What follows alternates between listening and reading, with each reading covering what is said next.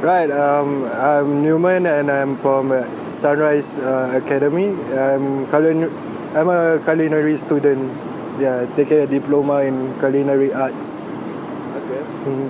And how did you start? How did you start knowing about urban farming? I got to know through this group, Urban Farmers group in Singapore, and our friend Hugo asked for help, and that's why I know about you guys. Yeah. Okay. Do you have your own urban farming? Are you growing your own food somewhere? I'm growing my own food at my own house by the window, the small herbs like rosemary and stuff like that. It's more of a herb garden, yeah.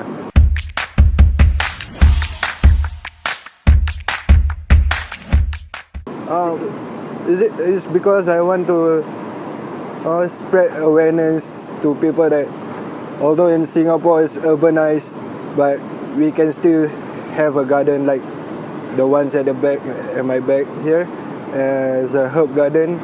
So I would love to tell people that no matter how urbanized we are, we can still have a farm and kids can enjoy seeing how food is grown in Singapore. So it's better for our generation to come. Yeah.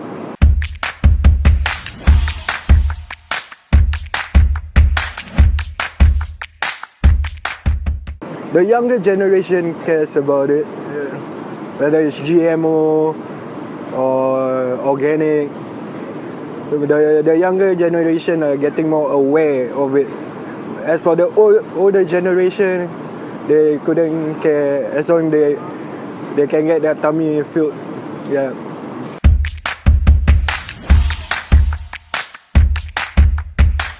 It's not guerrilla farm is not a movement, you know. It's more about people seizing the empty land and make into a farm.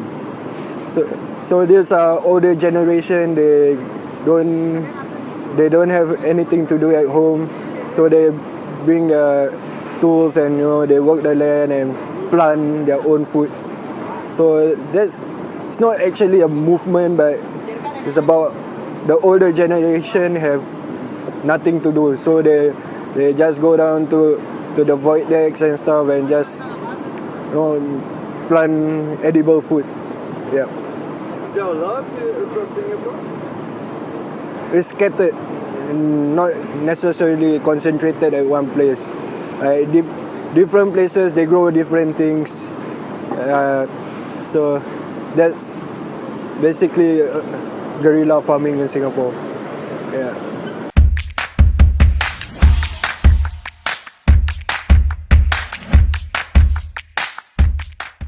Yes, because you might never know what kind of diseases are there in that country. Like you will import food or fruit, you don't know what kind of pesticide, insecticides and those kind of things they use.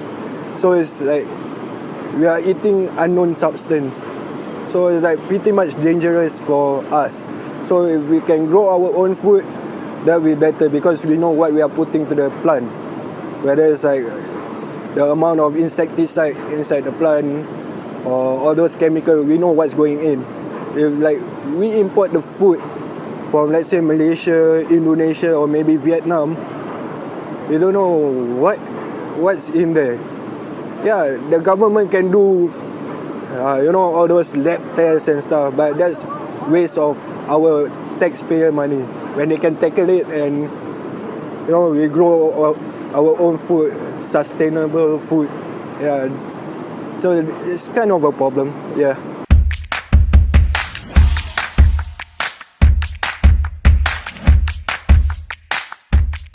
Well, it's possible, but I don't think the government wants to put it at the rooftop because they are afraid of mosquitoes, insects.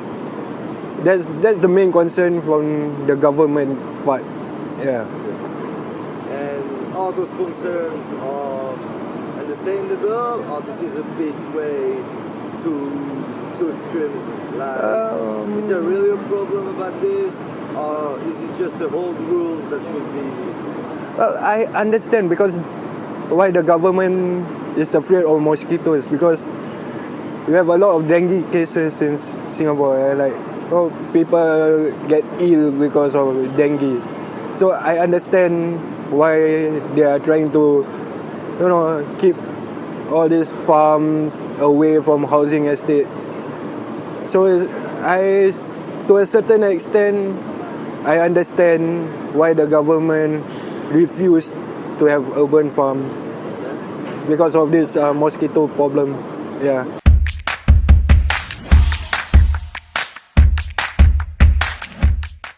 They should have more urban farm, like instead of guerrilla farming, that piece of land could be an official place to plant food.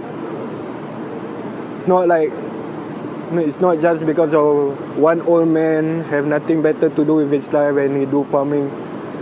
If the government or the community around him support him, at least it can be a whole stretch of farm, and at the end of the month or harvesting season, people can enjoy the food together. Like the spirit of helping each other. So it's not really a one-man job kind of thing. Yeah.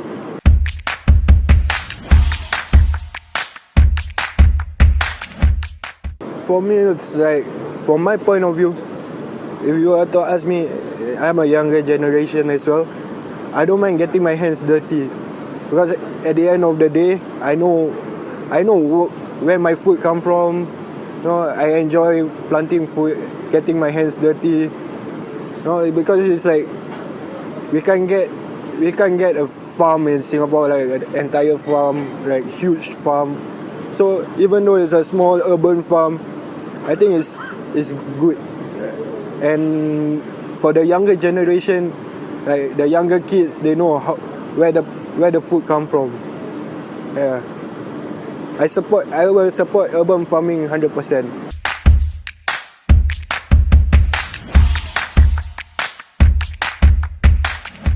Yeah, like that's why my school have this urban, like for me, this spice garden.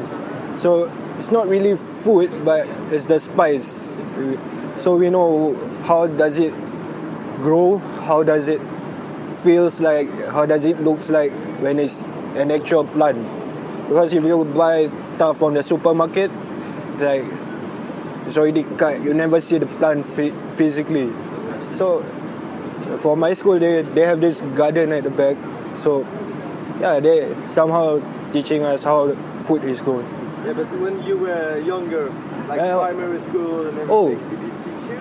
Speaking of that, there's a farm, like an actual farm, like chicken farm, cow farm and stuff. When I was younger, my school actually brought me there. Yeah. Good. Did they teach you about how the food's growing, not just meat, just how the vegetables and fruits growing and everything? Back then, when I was younger, they also have a small garden similar to this, and we grow carrots, onions, those simple stuff. So at least we know the life cycle, because we are taught science in school. So part of that curriculum is growing our own food. Yeah. Okay.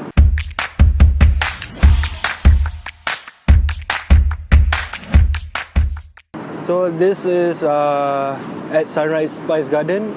Basically, those fresh students who just enrolled into the academy will be in charge of this spice garden. So we'll pull out the weeds and stuff. As for the compost bin at the back, there is food scraps and all this all these trimmings from the kitchen. We just dump it there and let nature takes its course. And at the end of the day, we're gonna have compost, and we're gonna put it back to all the plants here. Yeah, and it's more and we don't really harvest the food. We don't really take 100%. We only take what is needed. Yeah, because we want the plant to actually have a chance to grow, so people can enjoy seeing the plant. Yeah.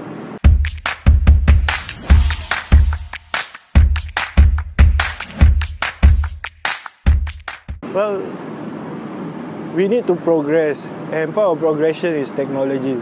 So if this thing can work together in harmony, I say why not? But we still need to have the human touch in the food. We can't take the human element away from farming, because that's not called farming. Myself, like, I call it, like some robot food. Robot will make our food for us. For me, farming, there must be a human element to it, human touch to it. So if we can work hand in hand with technology, I think it will make the world a better place. Yeah. And do you think so? Like a building full of vertical farming, indoor stuff with LED lights could be something in Singapore, like in the middle of instead of an office building, indoor farming building in the very middle of Singapore. Would be something that happened. It's possible, but not anytime soon, because like what I said to you guys earlier, is more about Singapore wants to make money. So if that farming can bring in income, I think it's possible. But it's more for personal usage, I don't think so. No, yeah, I understand your point. So basically, if we do, like, I understand doing some small gardening doesn't make money, but that's fine. But maybe a huge building full of indoor farming can make a lot of money. Makes it very productive. But do you think so? This might be. I get your point, though. But Singapore, the population in Singapore is a lot.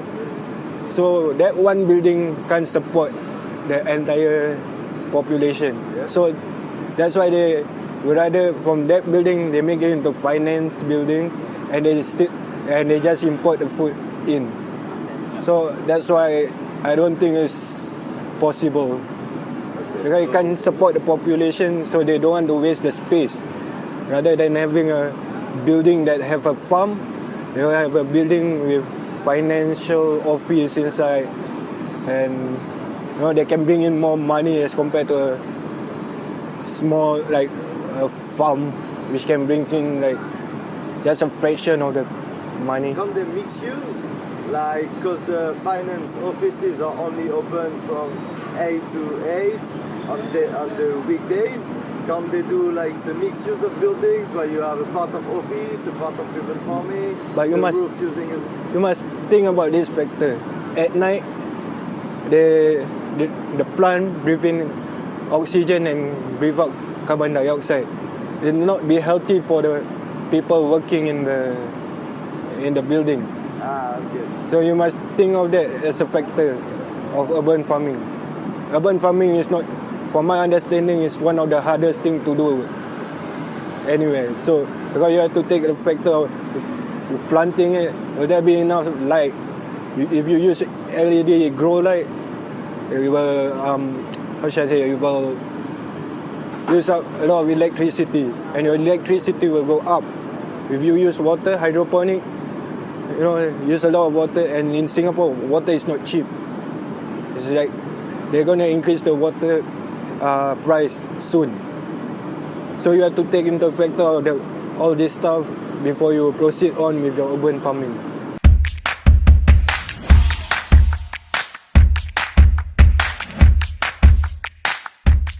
For me, it's like that we could make use of small spaces, and like the guerrilla farm to produce food, at least not for the entire population, but for the community around it.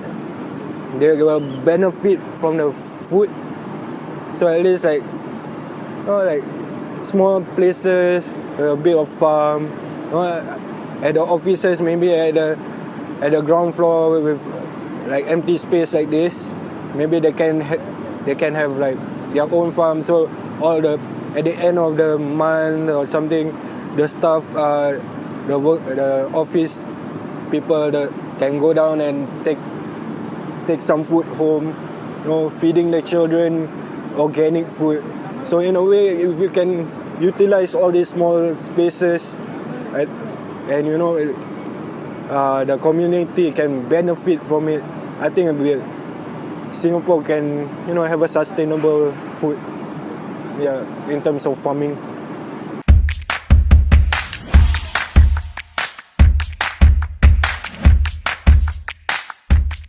For me, it's like I'm learning. I'm a culinary student, so roughly I know where the food comes from, which country and stuff like that. But as for the general public, I think it's like they really can't be bothered much about where the food come from, unless like they say, oh, this food is there's a lot of chemicals. Oh, okay, then they stop buying. They've come out in the news because like recently, like there's a lot of vegetables with a lot of pesticide, and the Singapore government like banned the food from coming in Singapore because of the amount of pesticide. But other than that, the food that reach Singapore is relatively safe because the Health Science Authority will take samples of the food and do the lab test before allowing the food to come into Singapore. So that's why Singaporeans, like, they can't be bothered about where the food come from, because the authority up there have taken care of the pesticide issues and stuff. So yeah, they can't be bothered actually.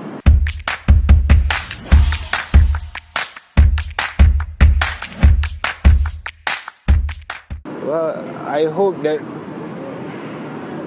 we can use all these small places and make our farm, rather than just planting ornamental plants. Maybe we can plant something that we can consume, and by that, like, I hope the government will allow us to pluck the fruits and stuff, and let us enjoy the fruit.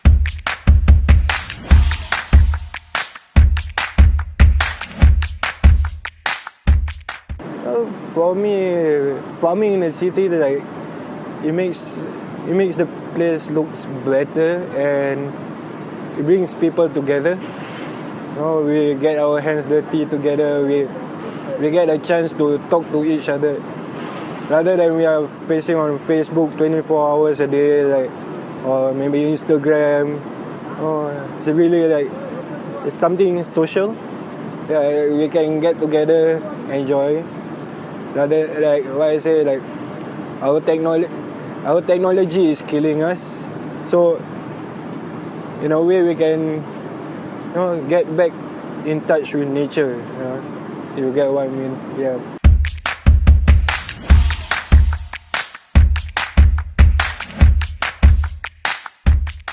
Everybody must work together.